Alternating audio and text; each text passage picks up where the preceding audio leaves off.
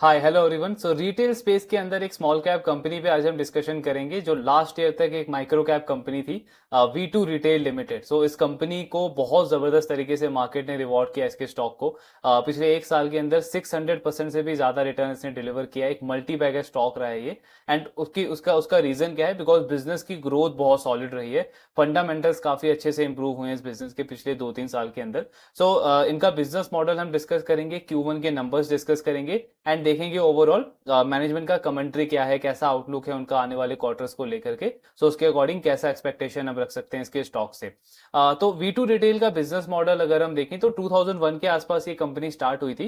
इनके जो प्रोमोटर हैं रामचंद्र अग्रवाल, उन्होंने इस कंपनी को स्टार्ट किया था। विशाल मेगा मार्ट पहले इन्हीं का ब्रांड था। देन 2011 में क्योंकि उस बिजनेस में इनको ऑपरेशनल लॉसेस काफी ज्यादा हो रहे थे, तो उस ब्रांड को इन्होंने सेल कर दिया। देन इस कंपनी को V2 रिटेल से के नाम से इन्होंने चेंज किया। सो V2 का बेसिकली मतलब क्या होता है? आपका वैल्यू एंड वेराइटी। तो कंपनी का जो मेन फोकस है, जो मेन मिशन है, वो इसी यही कोर फिलॉसफी है इनका कि इनको कंज्यूमर्स को वैरायटी ऑफ प्रोडक्ट्स ऑफर करने हैं और वैल्यू प्राइस पे, मतलब अफोर्डेबल प्राइसेस पे। तो थोड़ा थोड़ा अगर आप मॉडल देखोगे तो ट्रेंड का जो जूडियो का जो स्टोर्स है उसके उसके अकॉर्डिंग इनका स्ट्रेटेजी मॉडल ओवरऑल काफी हद तक मिलता है। बिकॉज जूडियो का भी क्या स्ट्रेटेजी रहती है कि वो फास्ट ट्रेंडिंग फैशन के ऊपर फोकस करता है, चर्न आउट काफी ज्यादा होता है उसका, एंड अफोर्डेबल प्राइसेस के ऊपर वो वैरायटी ऑफ प्रोडक्ट ऑफर करता है। तो थोड़ा इनका भी वैसा ही मॉडल है। कंपनी का अगर आप प्रेजेंस देखोगे तो ऑफ कोर्स मतलब ये टियर 2 टियर 3 सिटी में मेजरली प्रेजेंस है, बिकॉज वैल्यू रिटेलर है ये। अब इनका अगर आप पिछले 2 साल का ग्रोथ देखो तो बहुत जबरदस्त ग्रोथ है। कंपनी बहुत हाई पेस पे ग्रो कर रही है, कंसिस्टेंटली ग्रो कर रही है। लेकिन उससे पीछे का अगर हम नंबर्स देखें तो थोड़ा सा अंडर परफॉर्मेंस था इसके बिजनेस में। तो एक तरीके का आप टर्न अराउंड बिजनेस इस कंपनी को बोल सकते हो। इनका सेम स्टोर सेल्स ग्रोथ भी ऑलमोस्ट 40-50% पे ग्रो कर रहा है। तो रिटेल बिजनेस में same store sales growth usually अगर आप देखोगे तो 15-20% के आसपास रहता है, इवन अगर आप एक छोटे प्लेयर भी हो तो। लेकिन ये कंपनी कंसिस्टेंटली 40-50% के रेट से अपने सेम स्टोर सेल्स ग्रोथ को मेंटेन कर पा रही है। तो 2-3 बड़े रीजन है जिसकी वजह से इनका पूरा ये टर्न अराउंड रहा है, इतने हाई पेस के ग्रोथ को ये कंपनी मेंटेन कर पा रही है। सो मैनेजमेंट का कहना है कि एक जो सबसे बड़ा रीजन है जो हमको हेल्प करता है इस ग्रोथ रेट को मेंटेन करने में, हमारे फंडामेंटल्स को जिसने इंप्रूव किया है, तो सबसे बड़ा रीजन है कि हमारे 2 मैन्युफैक्चरिंग यूनिट है, एक नोएडा में एंड एक बिहार में।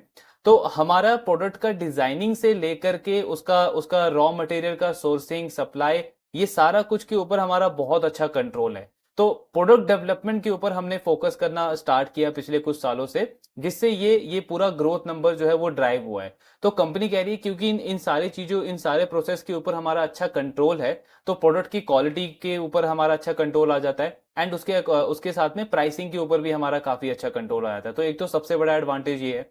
दूसरा, कंपनी कह रही है कि ऑपरेशनली हम बहुत ज्यादा एफिशिएंट है बाकी प्लेयर्स के कंपैरिजन में। जैसे इनका कहना है कि इन्वेंट्री जो है इनकी जितने भी स्टोर्स हैं, टोटल 127 स्टोर्स है कंपनी के आज के टाइम पे। सो कंपनी कह रही है कि हमारे जितने भी स्टोर्स हैं उनमें वीक में एक बार हर एक स्टोर में जो हमारी इन्वेंट्री है वो रिफ्रेश होती है। सो मतलब इन्वेंट्री की फ्रेशनेस बहुत ज्यादा मेंटेन करके रखते हैं, एंड इन्वेंट्री मैनेजमेंट काफी अच्छा है कंपनी का। मतलब इनका कहना है कि ओल्ड इन्वेंट्री बहुत कम होती है, बहुत मिनिमल होती है हमारे स्टोर्स में, जो कि एक तरीके से अट्रैक्ट करती है कस्टमर्स को। तो ये एक इनकी दूसरी स्ट्रेटेजी है। तीसरा, मैनेजमेंट का कहना है कि हमारे स्टोर्स का जो स्ट्रक्चर है, जो फंक्शनैलिटी है, उसको हम काफी एफिशिएंटली मैनेज करते हैं। मतलब उसमें कोई भी कस्टमर जो विजिट करता है तो उसको बहुत इजी होता है, बहुत स्मूथ होता है उसके लिए कि अपने अपने नीड के अकॉर्डिंग, अपने रिक्वायरमेंट के अकॉर्डिंग जो भी जिस कैटेगरी का उसको प्रोडक्ट चाहिए वो उसको इजीली आइडेंटिफाई कर ले। सो इनका कहना है कि हमारा ब्राउज टू कन्वर्जन जो टाइम है वो बहुत ज्यादा फास्ट है बाकी प्लेयर्स के कंपैरिजन में। ब्राउज टू कन्वर्जन का मतलब क्या होता है कि आपने एक स्टोर के अंदर विजिट किया, देन अपने कैटेगरी के अकॉर्डिंग आप वहां पे प्रोडक्ट पूरा आइडेंटिफाई कर रहे हो, सेलेक्ट कर रहे हो, और कितना जल्दी आप एक प्रोडक्ट को परचेज कर पाते हो, तो उसको बोलते हैं browse to conversion. So company का कहना है कि हमारा जो ब्राउज टू कन्वर्जन रेशियो है ये 30-40% फास्टर है इंडस्ट्री में बाकी प्लेयर्स के कंपैरिजन में। तो ये 3-4 मेन रीजंस है जिस जो कंपनी को हेल्प करता है इतने हाई पेस पे ग्रो करने के लिए कंसिस्टेंटली। बिकॉज इसी इंडस्ट्री में अगर आप बाकी वैल्यू रिटेलर्स को देखोगे, जैसे वी मार्ट है और भी जो रिटेलर्स हैं, वो ग्रोथ के लिए बहुत ज्यादा स्ट्रगल कर रहे हैं पिछले 2-3 साल से। इनफैक्ट कोविड के बाद से हार्डली ऐसा कोई फाइनेंशियल ईयर आया जिसमें उन्होंने high double digit growth achieve करी हो। सो वो लगातार ग्रोथ को स्ट्रगल कर रहे हैं, लेकिन उसी कैटेगरी में जो वी टू रिटेल है वो कंसिस्टेंटली 40-50% पे ग्रो कर रहा है। तो मैनेजमेंट का बोलना है कि ये 3-4 मेन रीजन है जिसके वजह से हम इतने हाई पेस पे ग्रो कर पा रहे हैं। सो इनका बिजनेस मॉडल अगर हम देखें कि कंपनी और किन किन चीजों के ऊपर फोकस करती है, तो प्रोडक्ट वाइज अगर आप देखोगे तो main women and kids in तीनों कैटेगरीज में कंपनी की प्रेजेंस है। एंड देन ये इस कंपनी के कुछ खुद इन हाउस ब्रांड्स हैं। उसके बाद में अगर हम इनका प्रोडक्ट वाइज देखें तो मेन सबसे ज्यादा कंट्रीब्यूट करता है कंपनी के सेल्स के अंदर। ऑलमोस्ट 37 के आसपास परसेंट जो इनका बिजनेस है वो मेन कैटेगरी से आता है। वुमेन एंड किड्स जो हैं वहां से 26% के आसपास का सेल्स आता है। और जो लाइफस्टाइल प्रोडक्ट्स हैं जिसमें आपके डिओड्रेंट आते हैं, सन ग्लासेस वगैरह आते हैं, वो ऑलमोस्ट 12% के आसपास कंट्रीब्यूट करता है कंपनी के टोटल रेवेन्यू के। तो अच्छा खासा डाइवर्सिफिकेशन करके रखा है। देन जैसे हमने डिस्कस किया था कि ये एक वैल्यू रिटेलर है, तो इनका प्रेजेंस अगर आप देखोगे तो सारे टीयर 2 टीयर 3 सिटी में मेजरली इनकी प्रेजेंस है। बिहार और यूपी ये दो स्टेट है जहां पे कंपनी के सबसे ज्यादा स्टोर्स हैं। 28 इन दोनों स्टेट्स के अंदर इनके स्टोर्स हैं। देन तीसरा स्टेट उड़ीसा है जहां पे इनके 20 स्टोर्स हैं, तो जो जो सबसे ज्यादा प्रेजेंस है इनकी। सो ये तीन इनके सबसे हाईली पेनेट्रेटेड स्टोर्स हैं। अब इनकी स्ट्रेटेजी क्या रहती है एक्सपेंशन की, तो company basically cluster based expansion strategy follow करता है। इसका मतलब क्या होता है कि मतलब आपने एक स्टेट या एक ज्योग्राफी आपने आइडेंटिफाई करा, देन उसके बाद वहां के स्टेट में और उसके आसपास के ज्योग्राफी में आपने एक्सपेंशन स्टार्ट किया, पहले उस एरिया को अच्छे से कवर किया, देन उसके बाद आप दूसरे स्टेट में आपने एंटर किया या उसके आसपास की दूसरी ज्योग्राफी में आपने एंटर किया। सेम स्ट्रेटेजी रिटेल सेक्टर के अंदर आदित्य विजन भी फॉलो करता है। उस कंपनी ने भी क्या किया, बिहार से स्टार्ट किया, वहां पे काइंड ऑफ एक मोनोपोली उन्होंने अचीव करी, 50% से ज्यादा मार्केट शेयर। उसके बाद वो झारखंड में गए, सिर्फ 1.5 से 2 साल के अंदर वहां पे वो सबसे बड़े रिटेलर बन गए। एंड अभी करंटली वो सेम मॉडल रेप्लिकेट कर रहे हैं यूपी के अंदर। तो ये cluster based expansion strategy company follow करती है। देन इसके साथ में अगर हम इनका ग्रोथ का नंबर देखें कि Q1 में परफॉर्मेंस कैसा रहा है कंपनी का, तो बहुत सॉलिड नंबर्स इन्होंने रिपोर्ट किया है। रेवेन्यू कंपनी का 57% से ग्रो हुआ है on a Y basis. EBITDA हो, ग्रॉस प्रॉफिट हो, इसमें भी काफी सॉलिड ग्रोथ है। एंड नेट प्रॉफिट कंपनी का 162% से ग्रो हुआ है। 6 करोड़ का नेट प्रॉफिट था लास्ट ईयर, इस क्वार्टर में 16 करोड़ का प्रॉफिट कंपनी ने रिपोर्ट किया है। तो बहुत सॉलिड ग्रोथ मोड में कंपनी अभी चल रहा है। इनका कुछ अगर आप मैट्रिक देखोगे जैसे एवरेज सेल्स पर स्क्वायर फीट, तो 1059 है। इसमें सबसे इंटरेस्टिंग पॉइंट क्या है कि मैनेजमेंट ने लास्ट फाइनेंशियल ईयर में बोला था कि FY25 में हमारा एक्सपेक्टेशन है कि हमारा पर सेल्स पर स्क्वायर फीट जो है वो 925 के आसपास आ जाए। लेकिन फर्स्ट क्वार्टर में ऑलरेडी इन्होंने 1059 का नंबर अचीव किया है। मतलब गाइडेंस को बहुत बड़े मार्जिन से इन्होंने बीट किया अपने गाइडेंस को। दूसरा पॉइंट अगर आप देखोगे तो इनका जो एवरेज सेलिंग प्राइस है वो 260 के आसपास है। तो ये एवरेज सेलिंग प्राइस देख करके हमको समझ में आता है कि कंपनी वैल्यू रिटेलिंग के ऊपर फोकस करती है बहुत ज्यादा। सो ये इनका ओवरऑल नंबर था Q1 का कि कैसे कंपनी की परफॉर्मेंस रही। अब इनका हम कॉन कॉल देखेंगे कि मैनेजमेंट किस तरीके का गाइडेंस दे रहा है, कितना कॉन्फिडेंट है वो आने वाले क्वार्टर्स को लेकर के, एंड ओवरऑल कैसा एक्सपेक्टेशन हम इसके स्टॉक से कर सकते हैं। सो मैनेजमेंट का कहना है कि V2 का जो मेन मॉडल है वो यही है कि हम हाई क्वालिटी और ट्रेंडी फैशन अपरेल प्रोवाइड करें अपने कंज्यूमर्स को, और वो भी एक अफोर्डेबल प्राइस के ऊपर। देन नंबर्स हमने ऑलरेडी डिस्कस किए, बहुत सॉलिड नंबर्स हैं कंपनी के। 127 जो इनके टोटल स्टोर्स हैं, सो उसमें से 10 स्टोर्स कंपनी ने इस क्वार्टर के अंदर ओपन किए, नए स्टोर्स ओपन किए। और पूरे फाइनेंशियल ईयर के अंदर कंपनी का टारगेट है कि 30 से 40 स्टोर्स ये और ओपन करेंगे। मतलब 40 to 50 स्टोर पूरा इनका टारगेट है इस FY25 में ओपन करने का, जिसमें से 10 स्टोर इन्होंने Q1 में ऑलरेडी ओपन कर दिए। तो काफी सॉलिड बेस पे कंपनी एक्सपैंड कर रही है। देन वॉल्यूम ग्रोथ बहुत सॉलिड रहा है इनका, 55% का वॉल्यूम ग्रोथ है। इसका मतलब क्या हुआ कि कंपनी का फुटफॉल काफी अच्छा आया इस क्वार्टर के अंदर। देन मैनेजमेंट का बोलना है कि फुल प्राइस सेल्स जो है उसने 93% कंट्रीब्यूट किया इस क्वार्टर के अंदर। फुल प्राइस सेल्स का मतलब क्या हुआ कि MRP पे कितना माल बेच रहे हो आप, तो MRP पे इस क्वार्टर में 93% जो इनका बिजनेस आया है वो MRP पे सेल्स करके आया है। लास्ट ईयर फर्स्ट क्वार्टर में इनका ये नंबर 84% था। तो उसका मतलब क्या हुआ कि इंक्रीमेंटली इस कंपनी को डिस्काउंट वगैरह या ऑफर्स वगैरह ज्यादा देने की जरूरत नहीं पड़ रही है, ये MRP पे अपने माल को बेच पा रहे हैं, वहां से अच्छा ग्रोथ आ रहा है। तो ये बहुत अच्छा सिनेरियो है बिजनेस के लिए। देन प्राइवेट लेबल जो है, मतलब कॉन्ट्रैक्ट मैन्युफैक्चरिंग से जो इनको बिजनेस आता है, जो कॉन्ट्रैक्ट मैन्युफैक्चरिंग के थ्रू जो वेंडर्स का जो प्रोडक्ट होता है वो ये अपने स्टोर पे सेल करते हैं। तो कंपनी कह रही है कि वो वाला बिजनेस आज के टाइम पे 80% कॉन्ट्रीब्यूट करता है हमारे टोटल रेवेन्यू में, और हमारा टारगेट है कि इसको अगले 1 से 2 साल में हमको 100% तक लेके जाना है। पिछले साल ये नंबर 60% था, तो 60 से ऑलरेडी 80 पे आ गई है कंपनी, एंड अब बोल रही है कि यहां से हम 100% का ये नंबर टारगेट कर रहे हैं अगले 1 से 2 साल के अंदर। देन मैनेजमेंट बोल रहा है कि जो भी मैन्युफैक्चरिंग के अंदर या ये आउटसोर्सिंग के अंदर जो भी हमको कॉस्ट में जो बेनिफिट मिलता है वो सारा का सारा हम पास ऑन कर रहे हैं हमारे कंज्यूमर्स को, और ग्रॉस मार्जिन में हम हिट ले रहे हैं। क्यों? बिकॉज हमारा फोकस है कि हमको मार्केट शेयर गेन करना है अगले 2-3 साल तक। मैनेजमेंट बोल रहा है कि बहुत एग्रेसिवली हम एक्सपैंड करना चाहते हैं और मार्केट शेयर ज्यादा से ज्यादा गेन करना चाहते हैं। इस कैटेगरी में एक लीडरशिप पोजीशन हम मेंटेन करना चाहते हैं, देन उसके बाद हम वहां से स्केल करेंगे बिजनेस को। तो काफी हंगर दिखता है मैनेजमेंट में ग्रोथ का, एंड यही चाहिए जो micro cap small cap companies होती है उनमें इसी तरीके का अप्रोच चाहिए कि अगर आपको मार्जिन में थोड़ा बहुत सेक्रीफाइस करना पड़ रहा है, शॉर्ट टर्म में थोड़ा बहुत पेन लेना पड़ रहा है तो चलेगा, लेकिन अगर आप मार्केट शेयर लगातार गेन करते चले जा रहे हो तो बेसिकली आपकी अर्निंग का पोटेंशियल, ग्रोथ का पोटेंशियल बहुत ज्यादा बड़ा हो जाता है उस बिजनेस का, एंड उसी के बेसिस पे आप देखोगे कि मार्केट भी स्टॉक को रिवॉर्ड देता है। सो ये स्ट्रेटेजी है कंपनी की। देन इस कैटेगरी में मार्केट लीडर ऑफ कोर्स आपका ज़ूडियो मार्केट लीडर है।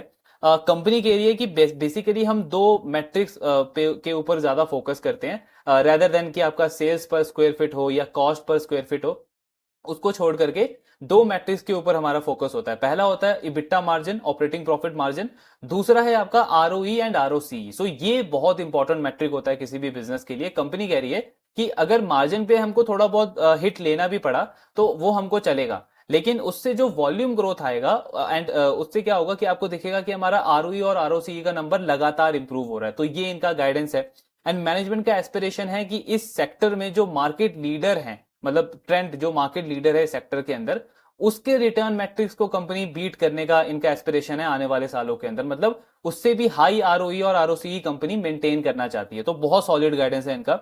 देन अगले 3 से 4 साल में वी टू रिटेल का कैसा परफॉर्मेंस रहेगा, तो मैनेजमेंट का बोलना है कि ये एक्चुअली डिपेंड करता है कि हमारा बिजनेस का परफॉर्मेंस कैसा रहता है उन सारे स्टोर्स में जो अभी हमने रिसेंटली ओपन किए हैं, एंड उन स्टोर्स के अंदर जो अभी आने वाले सालों के अंदर हम ओपन करेंगे। क्योंकि अगर उसमें ग्रोथ इस तरीके का रहा जो अभी करंटली चल रहा है, एंड प्रोडक्ट एक्सेप्टेंस भी इस तरीके की रही जो अभी करंटली चल रही है, तो मतलब हम बहुत बुलिश हैं हमारे ग्रोथ मोमेंटम को लेकर के, बिजनेस के आउटलुक को लेकर के। एंड उसके बाद आप देखोगे कि इस साल जो 40 से 50 स्टोर हम ओपन करने वाले हैं, अगले साल इस नंबर को हम बढ़ा करके 60 से 70 कर देंगे। तो इसका मतलब क्या हुआ कि 40 से 50 स्टोर आप इस साल ओपन करोगे, अगले साल आप 60 से 70 करोगे, मतलब स्टोर एक्सपेंशन कंपनी 35 से 40% तक लेके जाने का प्लान कर रही है अगर ग्रोथ मोमेंटम कंटिन्यू रहता है तो। सो बहुत सॉलिड ग्रोथ गाइडेंस दे रही है मैनेजमेंट। देन टारगेट के ऊपर कंपनी कह रही है कि अगले 3 से 4 साल में हमारा टारगेट है रेवेन्यू और इबिट्टा टर्म्स में 30 से 40% की ग्रोथ को मेंटेन करने का। तो 30 से 40% का ग्रोथ गाइडेंस दिया है कंपनी ने अगले 3 से 4 साल के लिए। अब अगर इनका रेवेन्यू और इबिट्टा ये दोनों 30 से 40% के रेंज में ग्रो करते हैं, तो क्योंकि इनका फिक्स कॉस्ट मॉडल है, मतलब आपका रेंट जो है वो फिक्स कॉस्ट है, इलेक्ट्रिसिटी फिक्स कॉस्ट है, एम्प्लॉयज की सैलरी आपकी फिक्स कॉस्ट है, तो अगर आपका रेवेन्यू इबिट्टा 30-40% पे ग्रो करता है तो बहुत हाई चांस है कि कंपनी को काफी सॉलिड ऑपरेटिंग लेवरेज मिलेगा, एंड पैट ग्रोथ कंपनी का 40-50% भी अचीव कर सकता है। सो अर्निंग ग्रोथ की पोटेंशियल बहुत सॉलिड लगती है इनकी। देन कंपनी कह रही है कि करंटली जो डेट है वो बहुत कम है, हमारे बुक पे 78 करोड़ के आसपास का डेट है, एंड मेजरली ये जो डेट है ये वर्किंग कैपिटल लोन है, लॉन्ग टर्म बोरोइंग्स बहुत ही कम है कंपनी की। देन कंपटीशन पे कंपनी का कहना है कि ज़ूडियो जो है वो हमसे थोड़े से अपर लेवल पे ऑपरेट करता है, मतलब ज़ूडियो का अगर आप जो सेलिंग प्राइस है वो देखोगे तो 450-500 के आसपास है, एंड उसके साथ में कंपनी कह रही है कि और भी लोगों से हमारा कंपटीशन है, जैसे लोकल एरिया में आप देखोगे जो मॉम एंड पॉप स्टोर्स होते हैं जो अनऑर्गेनाइज कैटेगरी के अंदर आते हैं, उनके साथ में हमारा कंपटीशन है। देन कुछ ऐसे पैन इंडिया नेशनल रिटेलर्स हैं जिनके साथ में हमारा कंपटीशन है, लाइक विशाल मेगा मार्ट, वी मार्ट, ज़ूडियो, इन सारे प्लेयर्स के साथ में कंपटीशन है। ज़ूडियो पे कंपनी कह रही है कि कुछ ऐसे प्रोडक्ट्स हैं जहां पे हमारा ओवरलैप होता है, मतलब हमारा प्राइसिंग और प्रोडक्ट और ज़ूडियो का प्राइसिंग और प्रोडक्ट मैच करता है। जैसे ज़ूडियो का जो टी शर्ट है वो 199-200 से स्टार्ट होता है, लेकिन ये बहुत कम कैटेगरी है, बहुत छोटा पार्ट है, बिकॉज एवरेज सेलिंग प्राइस जो जूडियो का है और जो हमारा है उसमें बहुत ज्यादा डिफरेंस है। 80% का डिफरेंस है average selling price, sorry 80% average selling price Zudio का ज्यादा है compare to V2 retail. So company कह रही है कि ये जो एवरेज सेलिंग प्राइस में गैप है इतना बड़ा, इसकी वजह से जो हमारा टारगेट कस्टमर है एंड जो जूडियो का टारगेट कस्टमर है उसमें काफी बड़ा गैप आ जाता है। तो जूडियो से एज सच हमारा डायरेक्टली कोई बहुत बड़ा कंपटीशन नहीं है। एंड कंपनी कह रही है इवन दो अगर आप इंडिया का मार्केट देखोगे तो बहुत बड़ा मार्केट है ये रिटेल का, ये 4 से 5 बड़े पैन इंडिया रिटेलर्स को अच्छे से एकोमोडेट कर सकता है। सो ये बिकॉज जो मार्केट शेयर है वो काफी तेजी से शिफ्ट हो रहा है अनऑर्गेनाइज से ऑर्गेनाइज रिटेलर्स की तरफ में। एंड ये एक बड़ा रीजन है कि आने वाले सालों में आप देखोगे कि जो ऑर्गेनाइज रिटेलर्स हैं वो काफी हाई पेस पे ग्रो करेंगे ओवरऑल। देन कंपनी का कहना है कि विशाल मेगा मार्ट जो है वो काइंड ऑफ हमारी फर्स्ट इनिंग थी, तो उसके फेलियर के बाद बहुत सारी लर्निंग रही है हमारी। तो मैनेजमेंट का बोलना है कि विशाल मेगा मार्ट जो इनका फेल हुआ था और जो ऑपरेशन लॉसेस में गया था उसका सबसे बड़ा रीजन था इन्वेंट्री मैनेजमेंट का। जो जो इस V2 रिटेल के बिजनेस में कंपनी की एक सबसे बड़ी एफिशिएंट है, एक सबसे बड़ा एडवांटेज है। तो कंपनी कह रही है कि इन्वेंट्री मैनेजमेंट में हमारा वहां पे फेलियर था, जिसकी वजह से हमको वहां पे ऑपरेशन लॉस लेना पड़ा था। और एक और बड़ी लर्निंग क्या है कि प्रॉफिटेबिलिटी को कॉम्प्रोमाइज किए बिना हमको ग्रो करना है, मतलब प्रॉफिट के साथ में कॉम्प्रोमाइज नहीं करना है ग्रोथ के लिए, ब्लाइंडली ग्रोथ के पीछे नहीं भागना है। तो ये दो बड़ी लर्निंग है हमारी वहां पे जो हम इस V2 रिटेल के बिजनेस में फॉलो कर रहे हैं। यहाँ पे कंपनी कह रही है कि हर मंथ हम हमारे जितने भी स्टोर्स हैं उनका मंथली इबिड्डा चेक करते हैं कि वो कितना ऑपरेटिंग प्रॉफिट है। हर मंथ हम देखते हैं कि हमारे कितने स्टोर्स हैं जो लॉस मेकिंग स्टोर्स हैं या जिनमें प्रॉफिटेबिलिटी का नंबर बहुत लो है। प्लस उसके साथ में जितने भी मैट्रिक्स होते हैं वो हम बहुत क्लोजली ट्रैक करते हैं। एंड जब हमको लगता है कि ये सारे मैट्रिक्स हमारे most of the stores meet कर रहे हैं उसके बाद ही हम अगला एक्सपेंशन प्लान करते हैं, मतलब ब्लाइंडली हम स्टोर एक्सपेंशन के पीछे नहीं भाग रहे हैं, प्रॉफिटेबिलिटी के साथ में एक्सपेंशन के पीछे हम फोकस कर रहे हैं। देन कंपनी का कहना है कि same store sales growth of course आपका 40-50% पे सस्टेन रहना इम्पॉसिबल है रिटेल बिजनेस के अंदर। तो कंपनी कह रही है कि हमारा एस्पिरेशन ये है कि अगर सेम स्टोर सेल्स ग्रोथ हमारा 10% के आसपास भी रहता है या डबल डिजिट रहता है, 10% हो 11% हो, तो वो बहुत अच्छा है हमारे बिजनेस के लिए। क्यों? अगेन वही पॉइंट मैनेजमेंट बोल रहा है जो अभी हमने डिस्कस किया कि क्योंकि ये मॉडल जो है वो फिक्स कॉस्ट मॉडल है। तो इवन दो अगर हमारा सेम स्टोर सेल्स ग्रोथ 10% 11% भी रहेगा तो जो प्रॉफिटेबिलिटी का नंबर है वो हमारा इससे भी हाई पेस पे ग्रो करेगा। सो यानी ऑपरेटिंग लिवरेज मिलने का चांस है कंपनी का। देन मैनेजमेंट बोल रहा है आरओई का नंबर हम 20 से 22% का टारगेट कर रहे हैं आने वाले टाइम में। आज कितना इनका आरओई? 10% के आसपास। FY24 में 10% का आरओई था कंपनी का।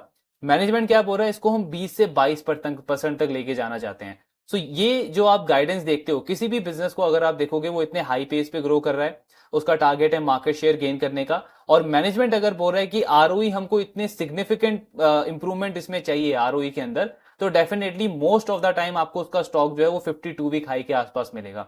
बिकॉज मार्केट को ऐसे ही बिजनेसेस चाहिए। मार्केट में जो जितने भी इन्वेस्टर्स हैं उनका पैसा हमेशा आपको दिखेगा कि ऐसे ही स्टॉक्स को चेज करेगा, बिकॉज ग्रोथ जहां पे होगा पैसा वहां पे जाएगा, सबको हाई रिटर्न चाहिए। तो इसीलिए जो इस तरीके के बिजनेसेस होते हैं उनको बहुत क्लोजली ट्रैक करने की जरूरत है। ऑफ कोर्स यहाँ पे अगर आप बहुत वैसे मैट्रिक्स पे जाओगे कि किसी का कैश फ्लो खराब है, किसी का इन्वेंट्री डेज बहुत ज्यादा है, किसी का कैश कन्वर्जन साइकिल खराब है, किसी के बैलेंस शीट में डेट बहुत ज्यादा है, उस पैरामीटर पे अगर आप इनको एनालाइज करोगे तो आपको ये बहुत खराब बिजनेसेस लगेंगे एंड आप बड़ी अपॉर्चुनिटीज मिस करोगे। सो यहाँ पे आपको स्कोप समझना होगा कि मैनेजमेंट के अंदर हंगर कितना है, उसका विजन क्या है, आगे का ग्रोथ पोटेंशियल क्या है एंड उसका एग्जीक्यूशन किस तरीके का है, बिकॉज मार्केट उसी के बेसिस पे रिवॉर्ड कर रहा है। अगर इन बिजनेसेस का कैश फ्लो पॉजिटिव हो जाएगा, डेट टू इक्विटी बहुत लो हो जाएगा, वर्किंग कैपिटल साइकिल अच्छा हो जाएगा, आपका कैश कन्वर्जन साइकिल अच्छा हो जाएगा, ये सारे जितने हम इश्यूज देखते हैं ये सब अगर सॉर्ट आउट हो जाएंगे तब तो उसको वो वैल्यूएशन ऑलरेडी मिल रहा है, वो ऑलरेडी प्रीमियम वैल्यूएशन पर ट्रेड करेगा, तब कहां की री रेटिंग का अपॉर्चुनिटी रहेगा। सो री रेटिंग की अपॉर्चुनिटी कब होती है? जब बिजनेस का जो ये पास्ट है वो अच्छा ना रहा हो लेकिन उसके करंट परफॉर्मेंस में इंप्रूवमेंट दिख रही हो और आगे का स्कोप उससे भी अच्छा दिख रहा हो, तब हम देखते हैं कि स्टॉक जो है वो 5x 10x 3x होता है आपका 2-3 साल के अंदर। एग्जांपल के लिए अगर आप कल्याण ज्वेलर को देखो तो आज से 3-4 साल पहले, मतलब आप इमेजिन भी नहीं कर सकते थे कि कल्याण ज्वेलर 3-4 साल में इतना हाई ग्रोथ पे ग्रो करेगा। टाइटन का मार्केट शेयर वो कंपनी लगातार गेन करती जा रही है, टाइटन से डबल ट्रिपल पेस पे वो कंपनी ग्रो कर रही है और कंसिस्टेंटली पिछले 2-3 साल से वो कर रही है। तो अगर आप 3-4 साल पहले कल्याण का मैट्रिक देखते तब तो ऑफकोर्स आपको लगता कि ये बहुत खराब बिजनेस है, आरओई इसका 7-8% पे है, वर्किंग कैपिटल इतना खराब है, इतना हाई डेट ले रखा है प्रोमोटर ने, अच्छा प्रोमोटर का पास्ट का प्रॉब्लम है तो आप बोलोगे कि कॉर्पोरेट गवर्नेंस का इशू है। सो इतने सारे इश्यूज आपको दिखेंगे कल्याण में। लेकिन आज जब जब उस बिजनेस ने लगातार परफॉर्मेंस करना स्टार्ट किया, मार्केट ने कंसिस्टेंटली उसके स्टॉक को रिवॉर्ड किया, बिकॉज मार्केट को पता है जो पास्ट था वो पास्ट था, पास्ट कभी आपका फ्यूचर नहीं बनने वाला। आपको एग्जीक्यूशन देखना है और मैनेजमेंट का आउटलुक देखना है, मैनेजमेंट किस डायरेक्शन में बिजनेस को लेके जा रहा है। आज वही मैनेजमेंट को हर कोई अप्रिशिएट कर रहा है कि बहुत अच्छी मैनेजमेंट है, ज्वेलरी सेक्टर में इसने सारे प्लेयर्स को आउट परफॉर्म किया है। तो ये सारा जो मैटर है वो आपकी बिजनेस की परफॉर्मेंस पे आ जाता है। मैट्रिक्स अगर हम देखने जाएंगे तो कभी भी आप उसकी जो स्टोरी है उसको समझ नहीं पाओगे, तो स्कोप समझना बहुत ज्यादा जरूरी है यहाँ पे। सो वही मैनेजमेंट कह रहा है कि 20 से 22% का आरओई हम लेके जाना चाहते हैं, एंड इस इंडस्ट्री में जो सबसे बेस्ट प्लेयर है उसको आउट परफॉर्म करना चाहते हैं in terms of return matrix. Long term growth target भी कंपनी का 30 से 40% का है। एंड देन इनका जो सीजनैलिटी अगर आप देखोगे बिजनेस में, तो Q1 और Q3 इस कंपनी के लिए सबसे बेस्ट क्वार्टर होते हैं किसी भी रिटेल बिजनेस के लिए जनरली अगर आप देखोगे, क्योंकि Q1 में आपका वेडिंग सीजन होता है, प्लस आपका समर सीजन स्टार्ट होता है तो वहां पे अच्छी डिमांड होती है। देन जो थर्ड क्वार्टर होता है वहां पे आपका फेस्टिव सीजन स्टार्ट होता है और विंटर सीजन स्टार्ट होता है, तो इसलिए ये 2 क्वार्टर सबसे बेस्ट होते हैं कंपनी के लिए। इंपॉर्टेंट चीज ये है कि कंपनी बोल रही है कि जो हमारे वीक क्वार्टर्स भी होते हैं Q2 एंड Q4, उसमें भी आने वाले टाइम में हम प्रॉफिटेबल रहेंगे। तो अगर आप लास्ट ईयर देखोगे तो V2 रिटेल का जो सेकंड क्वार्टर था उसमें इन्होंने लॉस रिपोर्ट किया था। तो कंपनी कह रही है कि ये सीजनैलिटी फैक्टर हम बिल्कुल एक्सक्लूड कर रहे हैं, मतलब of course first and third quarter में ग्रोथ ज्यादा रहेगी, नंबर ज्यादा रहेगा रेवेन्यू का, लेकिन हम लॉस रिपोर्ट नहीं करेंगे आने वाले क्वार्टर्स में, इवन दो अगर क्वार्टर जो है वो सीजनली वीक रहता है फिर भी। देन कंपनी कह रही है कि इस क्वार्टर में कम डिस्काउंट देके भी बहुत अच्छा ग्रोथ हमको मिला, तो ये एक बहुत पॉजिटिव ट्रेंड हम देख रहे हैं। एंड डिमांड सिनेरियो पे कंपनी कह रही है कि हमको बहुत स्ट्रॉन्ग डिमांड लगती है, बिकॉज आप ये जो 37% का सेम स्टोर सेल्स ग्रोथ देख रहे हो एक रिटेल बिजनेस के लिए, ये नंबर ही आपको अपने आप में शो करता है कि डिमांड का लेवल किस तरीके का इंडस्ट्री में। और हमारा एक्सपेक्टेशन है कि आने वाले क्वार्टर्स में डिमांड कंटिन्यू रहेगा। क्यों? बिकॉज जुलाई में जो हमारा सेम स्टोर सेल्स ग्रोथ रहा है वो Q1 से भी ज्यादा रहा है, तो डिमांड को लेकर के बहुत बुलिश है मैनेजमेंट। कंपनी कह रही है कि इन्वेंट्री मैनेजमेंट का इन्होंने बहुत अच्छा एग्जांपल दिया है। सो कंपनी कह रही है कि कुछ साल पहले अगर आप देखोगे तो हमारे टोटल इन्वेंट्री में 23% इन्वेंट्री जो है वो ओल्ड इन्वेंट्री होती थी, 1 साल से भी पुरानी वाली। आज वो नंबर कम होकर के सिर्फ 7% पे आ गया है, एंड हमारा टारगेट है आने वाले टाइम में इसको हम बिल्कुल जीरो कर देंगे, बिल्कुल नील कर देंगे। तो वही जो हमने इन्वेंट्री मैनेजमेंट और इन्वेंट्री कितनी एफिशिएंटली कंपनी मैनेज कर पा रही है, जो इनका एक one of the core advantage है, वही कंपनी बता रही है कि उसकी वजह से हमारा इतना अच्छा ग्रोथ आ पा रहा है और कस्टमर को हम रिटेन कर पा रहे हैं। इस साल के लिए भी जो ग्रोथ फोरकास्ट है वो सेम है कंपनी का, 30 से 40% पे कंपनी ग्रो करने को देख रही है। देन मैनेजमेंट बोल रहा है कि प्राइवेट लेबलिंग वाले बिजनेस के ऊपर हम क्यों जा रहे हैं, क्यों 100% हम प्राइवेट लेवल बिजनेस रखना चाहते हैं, बिकॉज इससे जो हमारे इन हाउस जो ब्रांड्स हैं उनको ग्रो करने का अपॉर्चुनिटी मिलेगा, एक ब्रांड रिकॉल बढ़ेगा, जितने भी कस्टमर्स हमारे स्टोर के ऊपर आ रहे हैं वो अच्छे से कनेक्ट कर पाएंगे इन सारे ब्रांड्स के साथ में। एंड हमारा ये एक्सपेक्टेशन है कि अगले 2-3 साल के अंदर हर एक ब्रांड अपने अपने लेवल पे 200-300 करोड़ से लेकर के 500 करोड़ का टर्नओवर करेगा एनुअली। तो ब्रांडिंग के ऊपर इनका फोकस है, इसीलिए ये प्राइवेट लेवल वाले बिजनेस को 100% तक लेके जाने का प्लान कर रहे हैं। देन कंपनी कह रही है कि 40 से 50 स्टोर जो हम ओपन करने का प्लान कर रहे हैं इस साल, वो सारे सेम स्टेट के अंदर रहेंगे, मतलब जहां पे ऑलरेडी हमारा प्रेजेंस है, वही जो क्लस्टर बेस्ड एक्सपेंशन हमने डिस्कस किया अभी। देन सेल्स पर स्क्वायर फीट पे भी बहुत सॉलिड गाइडेंस है मैनेजमेंट का। मैनेजमेंट कह रहा है कि आज जो हमारा सेल्स पर स्क्वायर फीट है ये करंट लेवल से 2 to 3 टाइम तक और बढ़ सकता है, इतना बड़ा स्कोप है, इतना आगे का पोटेंशियल है। तो वो सारा कैसे आएगा? ऑफ कोर्स थोड़ा बहुत बीच में ये मार्जिन में हिट लेंगे, वॉल्यूम ग्रोथ आएगा, फुटफॉल बढ़ेगा, वहां से इनका सेल्स पर square feet and overall revenue का नंबर ड्राइव होगा। देन कमेंट्री पे मैनेजमेंट बोल रही है कि मार्केट में किस तरीके का सिनेरियो है, कैसा डिमांड है, ये ऑफ कोर्स आप जिस प्लेयर से पूछोगे सबका थोड़ा बहुत अलग आपको आंसर मिलेगा। अगर आप हमसे पूछोगे तो हमारी जो ग्रोथ है एंड हमारे जैसे जो कुछ हाई ग्रोथ रिटेलर्स को हम ट्रैक कर रहे हैं उनका ग्रोथ बहुत अच्छा है, उनका फुटफॉल, उनका डिमांड बहुत सॉलिड है। एंड हमारे लिए जो हमने पिछले 3-4 सालों में जो पूरा टर्न अराउंड करा है इस बिजनेस को, जैसे पिछले 2-3 साल में आपने देखा होगा कि बहुत सारे स्टोर्स हमने बंद किए, नंबर ऑफ स्टोर्स जो हमने ओपन किए वो बहुत कम थे, तो इन चीजों के ऊपर हमने काम किया, प्रोडक्ट डेवलपमेंट के ऊपर काम किया, प्रोडक्ट की फ्रेशनेस के ऊपर काम किया। सो ये सारा एफर्ट है जिसने हमको ये पूरा ग्रोथ डिलीवर करके दिया है। देन मैनेजमेंट का कहना है कि टेक्नोलॉजी वाइज एसएपी वगैरह इन्होंने 2022 में इंप्लीमेंट किया था, एंड उससे ऑफकोर्स इनका एमआईएस बनना एफिशिएंट हो गया, डेटा को अच्छे से एक्सट्रैक्ट कर पा रहे हैं, ये डेटा को यूज कर पा रहे हैं। लेकिन मैनेजमेंट बोल रहा है कि सिर्फ इन टेक्नोलॉजी के बेसिस पे आप बहुत बड़े लेवल पे ग्रो नहीं कर सकते, स्केल अप नहीं कर सकते, बिकॉज ये कोई भी अडॉप्ट कर सकता है। एट द एंड आपको कंज्यूमर का बिहेवियर समझना पड़ेगा, मार्केट का सेंटीमेंट समझना पड़ेगा, एंड फैशन ट्रेंड कितना जल्दी चेंज हो रहा है उसका इंसाइट आपको अच्छे से होना चाहिए अगर आपको इस बिजनेस में एक बड़े लेवल तक ग्रो करना है तो। देन कंपनी कह रही है कि जितने हमारे नए स्टोर्स हैं वो 20% उनमें सेल्स पर स्क्वायर फीट कम है कंपेयर टू ओल्डर स्टोर्स, और 1 से 2 साल के अंदर वो ब्रेक इवन करते हैं।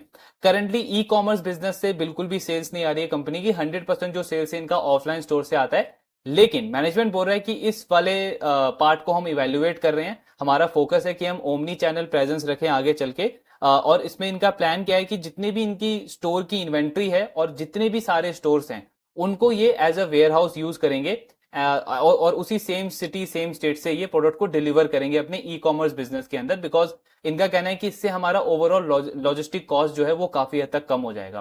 प्लस एक और पॉइंट क्या कंपनी बोल रही है कि ऑनलाइन रिटेलिंग का जो मॉडल है उसका इकोनॉमी समझना आपको बहुत ज्यादा इंपॉर्टेंट है। सो ऐसा नहीं है कि आपने ऑनलाइन चैनल स्टार्ट किया तो एकदम से ग्रोथ बढ़नी शुरू हो जाएगी, बिकॉज आपको प्रॉफिटेबली ग्रो करना है।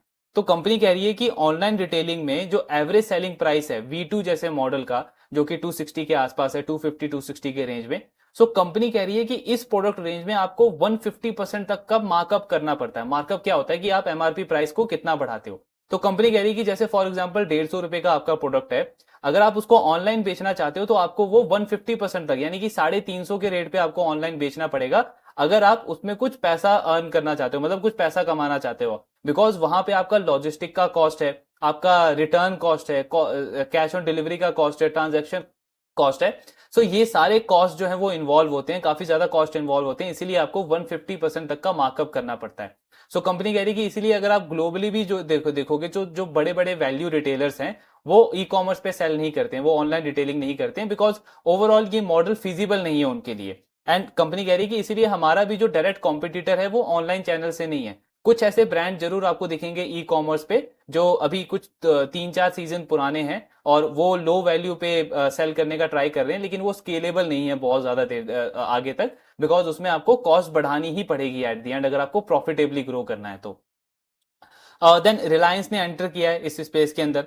तो कंपनी कह रही है कि रिलायंस का जो अफोर्डेबल क्लोथिंग ब्रांड है, यूथ स्टार करके इनका नाम है, तो इनकी भी जो प्राइस रेंज है वो बिल्कुल सिमिलर है जूडियो के अकॉर्डिंग। तो एक और मतलब डिफरेंस हो गया कि एंटर तो किया है इन्होंने, लेकिन इनके मॉडल में, इनके कस्टमर टारगेट में और V2 रिटेल के कस्टमर टारगेट में एक अगेन आपका गैप आ गया।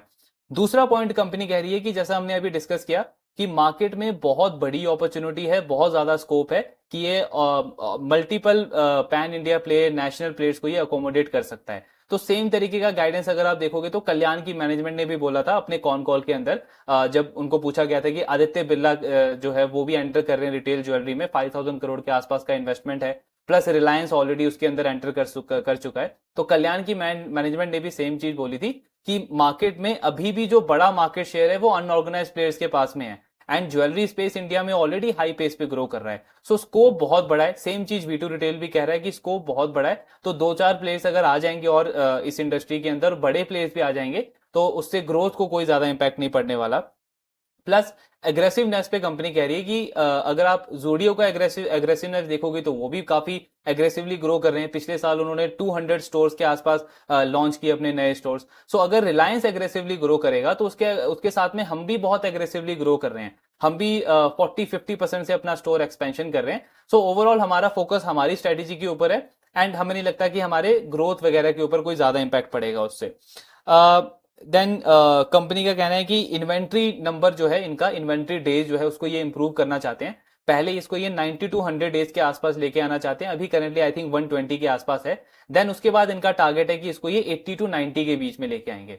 अब अगेन अगर आप वही पैरामीटर ही देख के सिर्फ इन्वेस्टिंग करोगे और डिसाइड करोगे कि बिजनेस अच्छा है या बुरा है, तो एक स्मॉल और माइक्रो कैप का जो इन्वेंट्री डेज है या कैश कन्वर्जन साइकिल है वो मोस्ट ऑफ द टाइम आपको खराब दिखेगा। जैसे वी मार्ट का आज कितना है, 120 इन्वेंट्री डेज है, स्टॉक तो ऑलरेडी 600% हो गया, मार्केट ने तो ऑलरेडी रिवॉर्ड कर दिया है। अब इसके बेसिस पे जब इसका इन्वेंट्री डेज 80 to 90 आएगा तो मे बी तब आपको लगेगा कि ये बिजनेस अच्छा है, इसका इन्वेंट्री डेज अब कम हो गया है। लेकिन मार्केट तो उसके ग्रोथ को पहले ही डिस्काउंट कर चुका है, उसकी उस इंप्रूवमेंट को पहले ही डिस्काउंट कर चुका है, तो आप तो बड़ी अपॉर्चुनिटी तो पहले ही लूज कर चुके हो। सो इसीलिए स्कोप समझना ज्यादा जरूरी है। अगर हम वही उन मैट्रिक्स में स्टक हो जाएंगे तो अपॉर्चुनिटी नहीं होगा। हम ईगो सेटिस्फाई कर सकते हैं कि मैंने पूरा फ्रेमवर्क देखा, डेट टू इक्विटी 1 से कम था, वर्किंग कैपिटल साइकिल उसका बहुत अच्छा था, नेगेटिव वर्किंग कैपिटल साइकिल था, रिसीवेबल लो थे, तब जाके मैंने एक स्टॉक में इन्वेस्ट किया। लेकिन उससे आपका अपॉर्चुनिटी नहीं बनने वाला, पैसा ज्यादा बड़ा नहीं बनने वाला, बिकॉज वो बनने के लिए आपको अपॉर्चुनिटी समझना पड़ेगा एंड वो होने से पहले हमको बेट करना पड़ेगा उस बिजनेस पे, वरना मार्केट तो वही होगा, उसको पहले ही डिस्काउंट कर चुका होगा। देन लास्टली कंपनी कह रहा है कि क्यों जूडियो जो है वो हमारे बिजनेस को, हमारे सेल्स को इंपैक्ट नहीं कर पा रहा है। इसका इन्होंने एक्चुअली 2-3 ऑब्जर्वेशन शेयर किया है। तो सबसे पहले मैनेजमेंट का बोलना है कि जूडियो के जितने भी स्टोर्स हैं हमारे 1 किलोमीटर एंड 5 किलोमीटर के रेडियस में, उसका हमने कुछ ऑब्जर्वेशन देखा है। तो सबसे पहले मैनेजमेंट क्या बोल रहा है कि हमारा अगर आप सेल्स देखोगे तो ऑलमोस्ट 26% जो हमारा बिजनेस है वो किड्स कैटेगरी से आता है। vis-a-vis जूडियो के अगर आप उनका सेल्स मिक्स देखोगे तो किड्स कैटेगरी से बहुत नेग्लिजिबल, हार्डली कुछ सेल्स आता है जूडियो का। तो इसका मतलब क्या होता है कि हमारे स्टोर के अंदर मोस्टली फैमिली जो है वो विजिट करती है, जूडियो में ज्यादातर यूथ विजिट करते हैं। तो ये एक बहुत बड़ा डिफरेंस है कस्टमर सेगमेंट में, जिसकी वजह से जूडियो हमारे सेल्स को, हमारे ग्रोथ को ज्यादा इंपैक्ट नहीं कर पा रहा है। दूसरा रीजन जो कंपनी का कहना है कि टारगेट कस्टमर हमारा डिफरेंट हो गया एंड कुछ प्रोडक्ट में ऑफकोर्स जैसे कुछ एक दो उनके टी शर्ट शर्ट्स हैं जो 200 से स्टार्ट होते हैं, तो कुछ ऐसे कैटेगरीज हैं जरूर जहां पे वो ओवरलैप होता है, लेकिन ओवरऑल एवरेज सेलिंग प्राइस जो है उसमें बहुत ज्यादा डिफरेंस है, 80% का डिफरेंस है। देन इसके साथ में एक और इन्होंने ऑब्जर्वेशन क्या शेयर किया कि कंपनी का, मैनेजमेंट का बोलना है कि हमारा जो पार्किंग स्पेस है उसमें मोस्टली जो कस्टमर्स आपको दिखेंगे वो 2 व्हीलर वाले दिखेंगे, 2 व्हीलर वाले कस्टमर्स हमारे स्टोर में ज्यादा विजिट करते हैं। लेकिन अगर आप ये सेम चीज जूडियो को ऑब्जर्व करोगे तो उनके स्टोर में मोस्टली 4 व्हीलर वाले कस्टमर ज्यादा विजिट करते हैं। तो ये भी आपको शो करता है कि कस्टमर कैटेगरी हम दोनों की, दोनों बिजनेसेस की काफी ज्यादा अलग है। सो ये रीजंस है कि जूडियो का ग्रोथ अच्छा है लेकिन वो हमारे सेल्स को, हमारे बिजनेस को ज्यादा नेगेटिवली इंपैक्ट नहीं कर पा रहा है एंड हम काफी हाई पेस पे ग्रो कर पा रहे हैं। तो ये पूरा कॉन कॉल था V2 रिटेल का। मतलब नंबर्स तो बहुत सॉलिड रिपोर्ट किए हैं कंपनी ने, गाइडेंस आगे का बहुत सॉलिड है, बहुत बुलिश है मैनेजमेंट अपने ग्रोथ आउटलुक को लेकर के एंड ओवरऑल रिटर्न मैट्रिक्स को इंप्रूव करने का इनका गाइडेंस है, इनका आउटलुक है। स्टॉक अपॉर्चुनिटी वाइज अगर हम देखें तो ऑफकोर्स करंटली इसका जो मल्टीपल है अराउंड 111 112 के आसपास ये स्टॉक ट्रेड कर रहा है। इनका जो FY24 का पैट था वो 27 करोड़ के आसपास था। Q1 में कंपनी ने ऑलरेडी 16 करोड़ का प्रॉफिट डिलीवर कर दिया, यानी पिछले पूरे साल का जो प्रॉफिट था उसका ऑलमोस्ट 60-70% तो उन्होंने Q1 के अंदर ही अचीव कर दिया है। अब यहां से अगर इसका ग्रोथ मोमेंटम इस तरीके का रहता है और अगर हम थोड़ा कंजर्वेटिव एस्टिमेट भी लेते हैं तो एनुअल प्रॉफिट जो है कंपनी का वो 55 से 60 करोड़ के बीच में आना चाहिए FY25 के अंदर। सो एनुअल पैट अगर कंपनी का 55 टू 60 करोड़ के बीच में आएगा तो 1 ईयर फॉरवर्ड पी अगर आप देखोगे, मतलब FY25 का फॉरवर्ड पी अगर आप इस स्टॉक का देखोगे तो वो 75 टू 80 के रेंज में आएगा। अब यहां से इंपॉर्टेंट ये है कि ये जो बिजनेस है अपने स्पेस के अंदर सबसे हाई पेस पे ग्रो कर रहा है। सिमिलरली अगर आप कल्याण को देखोगे तो वो ज्वेलरी सेक्टर के अंदर सबसे हाई पेस पे ग्रो कर रहा है एंड उसकी वजह से मार्केट उसको लगातार प्रीमियम वैल्यूएशन दे रहा है। तो जब तक इसकी ये पेस ऑफ ग्रोथ मेंटेन रहेगी, क्योंकि बहुत छोटा प्लेयर है, मतलब हार्डली इनका 1100 करोड़ के आसपास का एनुअल सेल्स है, 4000 करोड़ का मार्केट कैप है, तो स्कोप ऑफ ग्रोथ बहुत बड़ा है इस कंपनी के पास में। तो अगर ये परफॉर्मेंस इसकी मेंटेन रही तो आप देखोगे कि लगातार मार्केट इसको रिवॉर्ड करते जाएगा। तो उसका मतलब क्या हुआ कि अपॉर्चुनिटी यहां से भी बहुत अट्रैक्टिव है, बहुत लिक्विडेटिव है, क्योंकि 3-4 साल तक मैनेजमेंट गाइडेंस दे रहा है कि 30-40% से हम इजीली ग्रो कर सकते हैं। स्टोर एक्सपेंशन ही इन कंपनी 35-40% पे प्लान कर रही है। तो overall same store sales growth के साथ में कंपनी 50% तक का ग्रोथ अचीव कर सकती है अगले 3-4 साल के अंदर एंड उस पर ऑपरेटिंग लेवरेज तो पैड ग्रोथ आपका 50-60% तक जा सकता है। बट ऑफकोर्स उसके लिए हमको इसको ट्रैकिंग करना है, जो सबसे ज्यादा क्रिटिकल पॉइंट है कि अगर इस बिजनेस का ग्रोथ यहां से डिक्लाइन होता है तो आप देखोगे कि मार्केट ऐसे स्टॉक्स को लगातार पनिश करता है, बहुत ज्यादा पनिश करता है, बिकॉज वो जो अर्निंग ग्रोथ आने वाला था आपका उसको मार्केट ने पहले ही डिस्काउंट कर दिया है एंड अगर आपकी परफॉर्मेंस में डिक्लाइन आया तो अब आपके स्टॉक में डी रेटिंग होगा, जो मार्केट उसको पनिश करेगा। तो ट्रैकिंग बहुत इंपॉर्टेंट है ऐसे बिजनेसेस में। लेकिन जब तक इनका ये ग्रोथ मोमेंटम कंटिन्यू है, बहुत सॉलिड अपसाइड है यहाँ करंट लेवल से भी। बाकी ट्रैकिंग कंटिन्यू रखेंगे, एंड ऑफ कोर्स जो भी आपके डाउट्स हैं please do let me know in the comment box. Thank you very much.